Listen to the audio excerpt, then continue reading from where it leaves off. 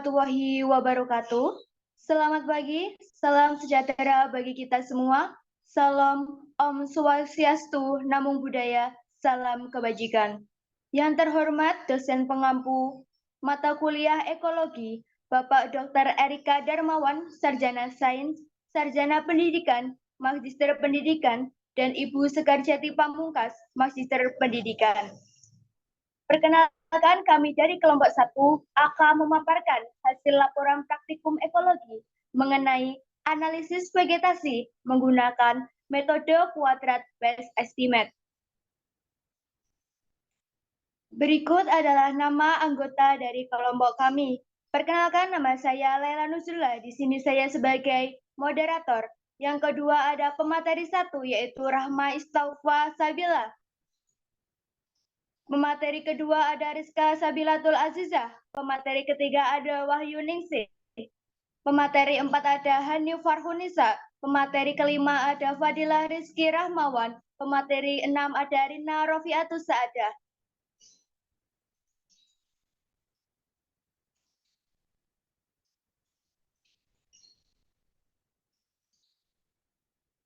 Latar belakang akan disampaikan oleh pemateri 1 kepada Rahma Istaufa Sabila. Dipersilahkan. Latar belakang. Gunung Tidar merupakan salah satu kebun raya yang ada di Jawa Tengah. Awalnya, Gunung Tidar ini bersatu sebagai hutan kota. Namun, sejak Januari 2021, kawasan Gunung Tidar resmi beralih status menjadi kebun raya Gunung Tidar. Gunung Tidar memiliki beberapa fungsi, yaitu sebagai konservasi, penelitian, edukasi, wisata, dan jasa lingkungan. Vegetasi atau vegetation dalam ekologi yaitu istilah untuk semua komunitas tumbuhan di suatu tempat tertentu, mencakup benda, perpaduan komunal, dan jenis-jenis flora penyusun maupun tutup area atau ground cover yang diwujudkan. Vegetasi merupakan kumpulan kelompok tumbuhan dari berbagai jenis yang saling berinteraksi antar sesamanya atau dengan hewan yang hidup sekitarnya dan memiliki hubungan yang erat dengan faktor lingkungan yang pengaruhinya. Faktor lingkungan yang berbeda pada suatu tempat lainnya yang menyebabkan perbedaan vegetasi suatu tempat lainnya. Vegetasi tumbuhan di kebun raya Gunung Tidar terbagi menjadi 2 jenis, yaitu vegetasi tumbuhan ternaung dan vegetasi tumbuhan terbuka. Dalam menganalisis suatu vegetasi, dibutuhkan dan diperlukan data-data tentang jenis spesies tumbuhan untuk menentukan indeks nilai penting dari komunitas yang diteliti tersebut. Indeks nilai penting yang kami teliti dalam penelitian ini adalah frekuensi dan densitas kerapatan. Dominasi dengan menggunakan metode penelitian Quadrat Best Estimate. Dengan menggunakan metode Quadrat Best Estimate, sampel dapat diambil pada suatu petak tunggal yang besar, yang di dalamnya terdapat petak-petak kecil yang dapat dianalisis. Dengan demikian, petak tunggal yang besar dianggap sebagai wakil dari lokasi yang dianalisis. Kemudian ada rumusan masalah, tujuan, dan hipotesis yang akan disampaikan oleh pemateri 2 kita, yaitu Rizka Sabilatul Azizah. Dipersilahkan. Baik, rumusan masalahnya untuk penelitian yaitu yang pertama, bagaimana cara menganalisis kelimpahan vegetasi menggunakan metode Quadrat Best Estimates. Yang kedua, bagaimana perbandingan vegetasi yang tumbuh di daerah terbuka dan yang ternaung atau kanopi. Yang ketiga, apa yang menyebabkan perbedaan kelimpahan vegetasi pada daerah terbuka dan ternaung. Selanjutnya, tujuan penelitian dari praktikum ini yaitu untuk mengetahui dan menganalisis kelimpahan vegetasi yang ada di kawasan kebun raya Gunung Tidar dengan menggunakan metode Quadrat Best Estimates. Selain itu, bertujuan untuk mengetahui keberagaman dan mengumpulkan data kuantitatif dari vegetasi tersebut.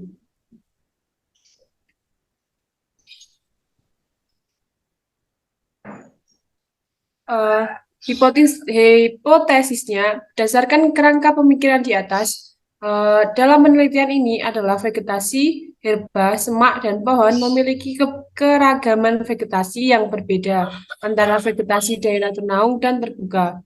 Perbedaan ini dapat disebabkan oleh faktor lingkungan, salah satunya yaitu cahaya matahari. Dengan menggunakan metode analisis quadrant based estimate yang berkemungkinan dapat mempermudah dalam menganalisis dan mengidentifikasi jenis vegetasi yang berada di kebun raya Gunung Tidar.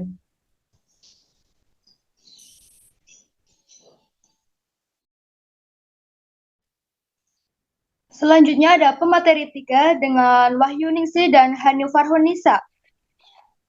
Dipersilahkan. Baik, selanjutnya kajian pustaka.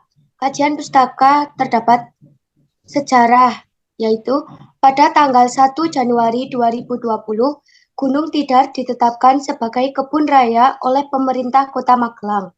Kebanyakan pengunjung Gunung Tidar hanya datang untuk berziarah ke beberapa makam atau peninggalan yang berada di sana. Padahal, kawasan Gunung Tidar memiliki keanekaragaman flora dan fauna yang melimpah, sehingga berpotensi untuk dikembangkan menjadi pusat penelitian. Selanjutnya, letak dan kawasan.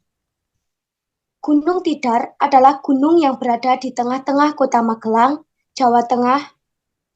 Gunung Tidar yang dalam legenda dikenal sebagai pakunya tanah Jawa ini terletak di tengah Kota Magelang, berada pada ketinggian 503 meter dari permukaan laut. Gunung Tidar memiliki sejarah dalam perjuangan bangsa. Selanjutnya ada kondisi fisik. Secara fisik, kawasan kebun raya Gunung Tidar terdiri dari kawasan yang sering dikenal sebagai kawasan inti atau core area, yang tidak berpenghuni dan berisikan vegetasi-vegetasi dengan tegakan yang cukup padat atau rapat. Selain itu, kawasan kebun Tidar mencakup wilayah sekitar 70 hektar. Wilayah ini merupakan rumah atau habitat bagi banyak spesies. Selanjutnya, yang terakhir, keanekaragaman flora. Ada sekitar 110 flora yang bisa dimanfaatkan untuk penelitian yang banyak tumbuh.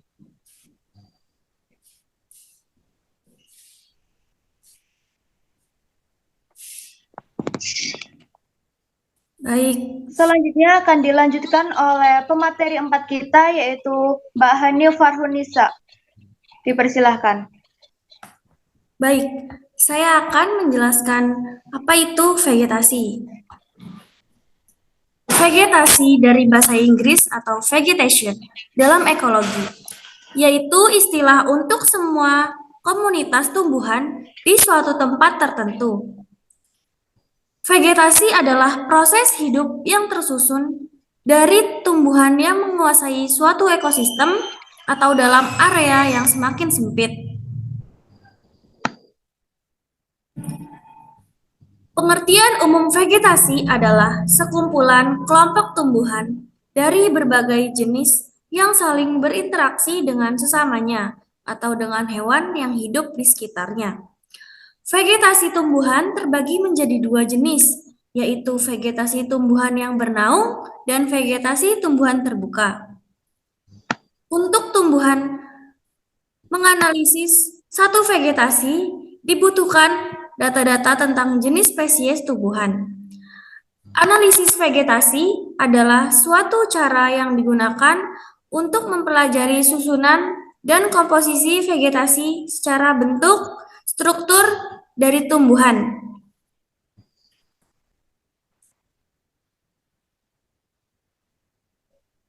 Analisis vegetasi digunakan untuk mempelajari susunan komposisi spesies dan bentuk struktur vegetasi. Dalam contoh ini, ada 3 hal yang perlu diperhatikan, yaitu jumlah petak contoh, cara peletakan petak contoh, dan teknik analisa vegetasi yang digunakan. Lalu selanjutnya ada metode. Pada metode petak, contoh bahwa pengukuran purubah dasar dilakukan dengan cara penaksiran berdasarkan petak contoh. Dengan metode ini, sampel diambil pada suatu petak tunggal yang besar dan di dalamnya tersebar petak-petak kecil yang akan dianalisis.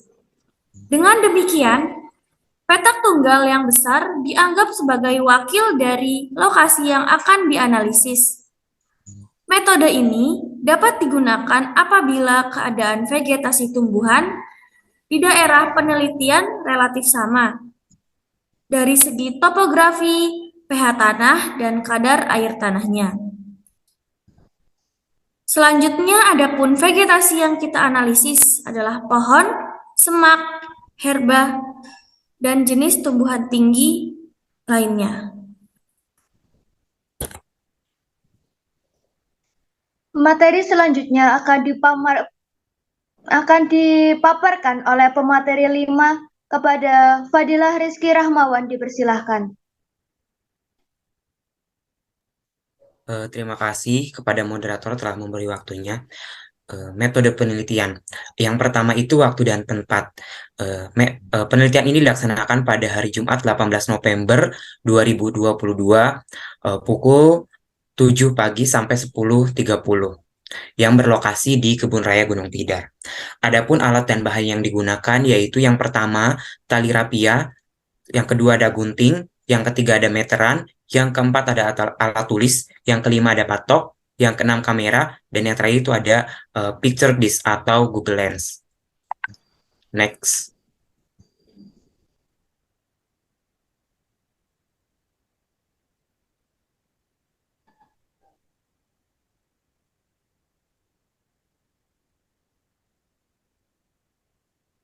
Adapun prosedur kerja, yang pertama mempersiapkan alat dan bahan yang akan digunakan. Yang kedua, menentukan lokasi yang akan digunakan untuk pengamatan. Yang ketiga, membuat petak dengan ukuran 1 meter kali 1 meter untuk herba, 2 meter kali 2 meter untuk semak, dan 3 meter kali 3 meter untuk pohon. Di sini 3 itu maksudnya 3 kali kelipatan. Yang keempat, mencatat dan mendokumentasikan setiap spesies tumbuhan serta jumlah yang ditemukan di tempat tersebut. Selanjutnya, hasil yang telah didapat dimasukkan dalam tabel pengamatan. Selanjutnya, bertukar hasil pengamatan antara kelompok daerah terang dengan daerah tertutup atau ternaung. Di sini ada desain penelitian yang tadi dijelaskan bahwa 3 kali kelipatan, yang A itu untuk herba dengan ukuran 1 kali 1, yang B itu untuk semak, ukuran 2 kali 2, dan C itu untuk pohon dengan ukuran 3 kali 3. Jarak antar petak yaitu 3 meter. Adapun vegetasi yang diamati yang pertama itu herba. Herba merupakan kelompok tumbuhan yang tidak berkayu yang memiliki tinggi kurang dari 1 meter. Daur hidup pendek dan hidup berumpun, mempunyai batang basah karena mengandung banyak air. Selanjutnya ada semak. Semak merupakan kelompok tumbuhan berkayu yang pada masa dewasa berukuran lebih kecil dan tinggi kurang dari 2 meter, biasanya berumur pendek, tidak memiliki banyak cabang dan tidak memiliki cabang pada batangnya, dan batang yang berkayu adalah bagian batang utamanya saja. Selanjutnya ada pohon. Pohon merupakan kelompok tumbuhan berkayu yang pada masa dewasa memiliki ukuran tubuh yang besar dan tinggi lebih dari 5 meter dan diameter lebih dari 20 cm. Next.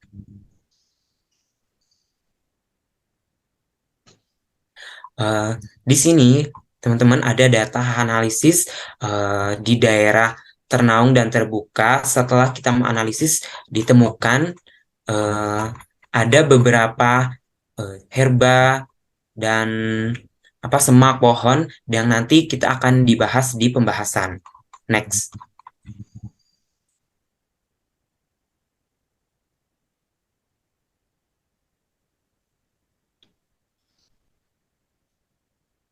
Di sini ada data hasil kuantitatif perhitungan dari hasil tadi herba yang jumlahnya itu. Nanti kita akan bahas di pembahasan. Kalian bisa lihat di sini ada perbandingannya.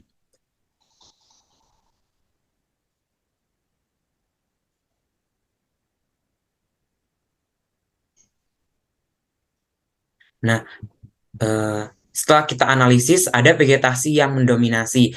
Di daerah terbuka itu ada semak yang mendominasi, dan di daerah tertanam itu ada pohon yang mendominasi.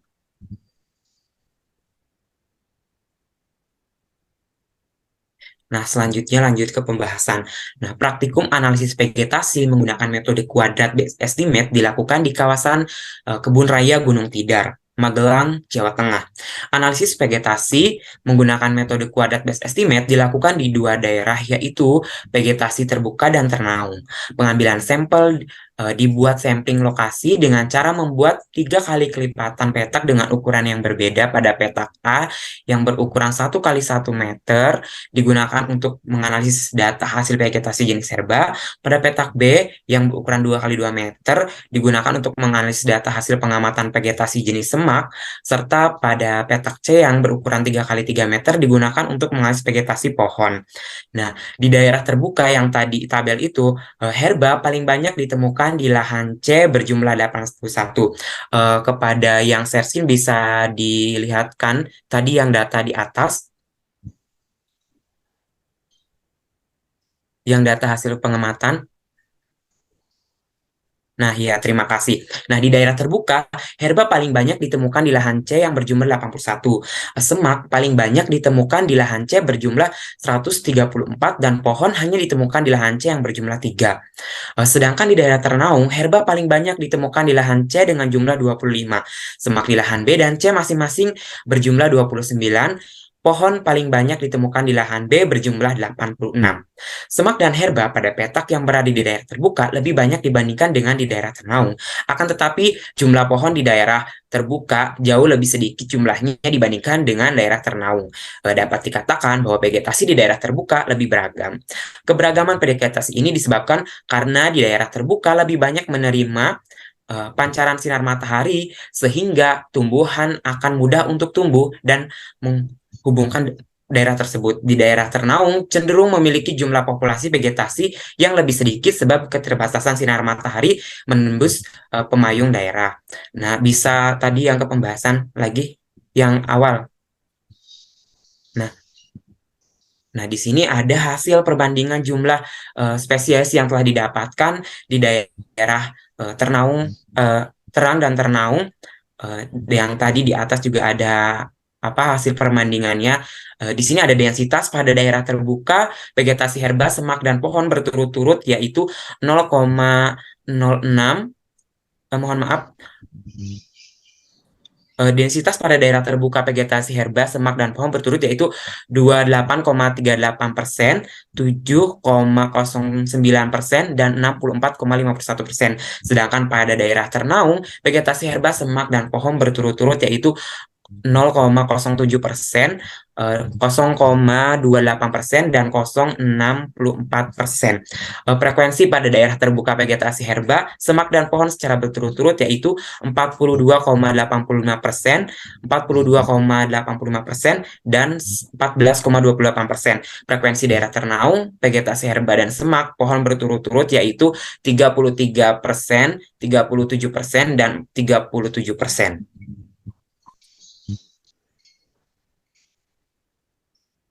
Lanjut.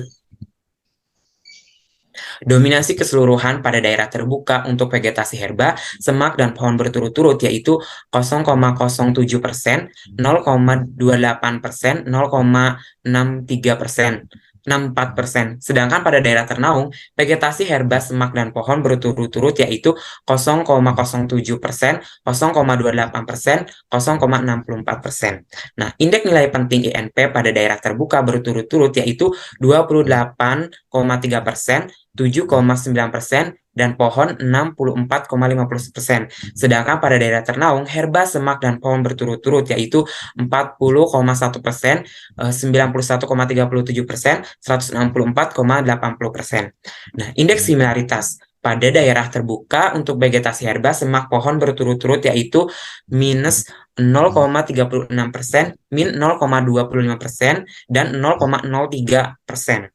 Sedangkan pada daerah ternaung, vegetasi herba, semak, pohon min 0,23%, min 0,35%, dan min 0,28%. Pola penyebaran jenis pada daerah terbuka untuk vegetasi herba semak pohon yaitu 0,06, 0,24, 0,06, sedangkan pada daerah ternaung vegetasi herba semak pohon yaitu 0,16, 0,19, dan 0,13. Indeks similaritas tertinggi dan terendah pada zona 1 dan 2 yaitu pohon sebesar 6%, 146% dan semak 49,7%.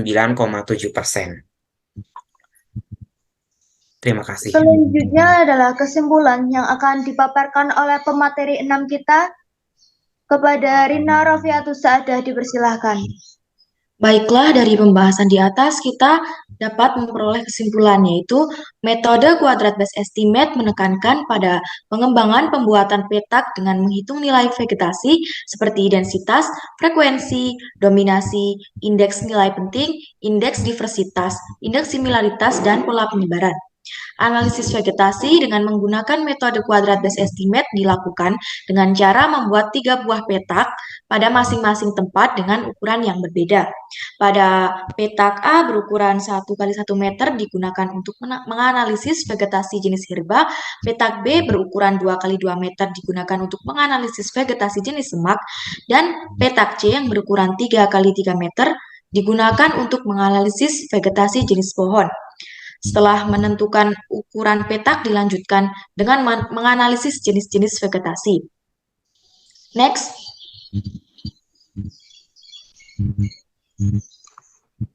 Setelah dilakukannya analisis, pada vegetasi daerah terbuka dan tertutup menghasilkan temuan jenis keragaman dan kelimpahan yang berbeda-beda. Perbedaan tersebut disebabkan oleh faktor lingkungan, salah satunya yaitu paparan sinar matahari yang mempengaruhi keberagaman dan kelimpahan vegetasi. Pada daerah terbuka, sinar matahari dapat menembus permukaan kanopi. Hal ini membantu tumbuhan pendek dalam berfotosintesis. Pada daerah ternaung, tumbuhan pendek seperti herba dan semak sedikit mendapatkan sinar matahari sehingga pertumbuhannya dan perkembangan tumbuhan terhambat, yang dapat mempengaruhi keragaman dan kelimpahan vegetasi.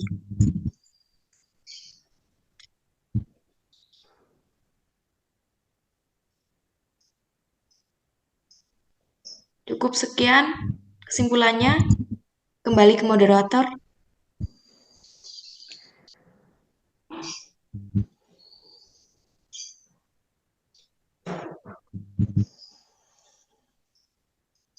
Sekian pemaparan hasil laporan praktikum ekologi dengan judul analisis vegetasi menggunakan metode kuadrat base estimate. Kami dari kelompok 1, mohon maaf apabila ada kekurangan. Sekian, terima kasih. Wassalamualaikum warahmatullahi wabarakatuh.